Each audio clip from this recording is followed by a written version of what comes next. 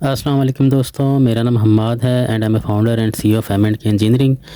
आज की बड़ी इंटरेस्टिंग वीडियो है और उसमें हम डिस्कस करेंगे कि वायर और केबल में क्या डिफरेंस है। ये जब हम दुकान पे जाते हैं कोई भी तार लेने के लिए तो वो 329, 729, 744 या 764 की बात करता है, तो इसका क्या मतलब है। इसी तरीके से इसमें जो मिलीमीटर स्क्वायर में हम कैलकुलेट करते हैं एरिया, वो कैसे कैलकुलेट करते हैं। तो आगे बढ़ने से पहले हमारे चैनल को लाइक, सब्सक्राइब और शेयर कर लें ताकि आइंदा आने वाली इसी किस्म की इंटरेस्टिंग और इन्फॉर्मेटिव और टेक्निकल वीडियोस आपको मिलती रहें।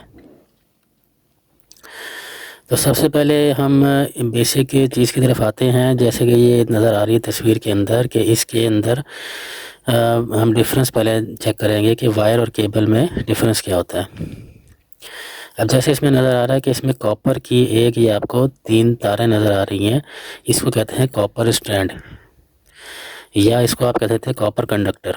ये कॉपर में भी हो सकता है और एल्युमिनियम में भी हो सकता है। इसको हम कहते हैं कॉपर वायर, कॉपर स्ट्रैंड कहते हैं इसको। इसी तरीके से अगर इसके ऊपर हम ये इंसुलेशन चढ़ा दें पीवीसी की, पीवीसी आपका पता है पॉलीविनाइल क्लोराइड कहलाता है। ये इंसुलेशन टाइप है जिसमें से करंट पास नहीं होता।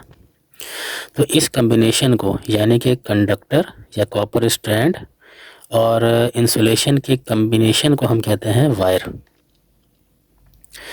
अब अगर ये जैसे तस्वीर में नज़र आ रहा है कि अब आपने इस किस्म की जो है 2-3 वायर ले ली, 2 ले ली, 3 ले ली, 4 ले, जितनी भी ली, और उसके ऊपर आपने कवर और मज़ीद चढ़ा दिया। तो इस कम्बिनेशन को यानी कि वायर, मुख्तलिफ वायर्स के कम्बिनेशन को, और उसके ऊपर आप अगर कवर चढ़ा दें तो वो कहलाती है केबल।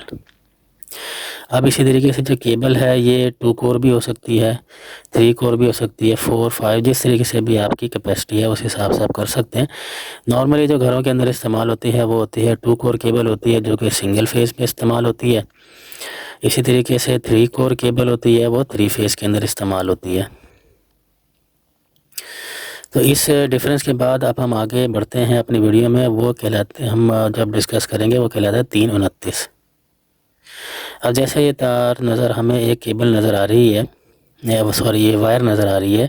इस वायर के अंदर जो अगर हम ये कॉपर के स्ट्रैंड को हम गिनती करें तो ये हैं 1, 2, 3।